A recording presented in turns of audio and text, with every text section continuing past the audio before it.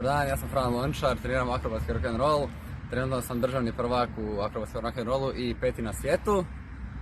Kao što vidite, iako imam epilepsiju, mogu se baviti sportom kao i sva druga djeca.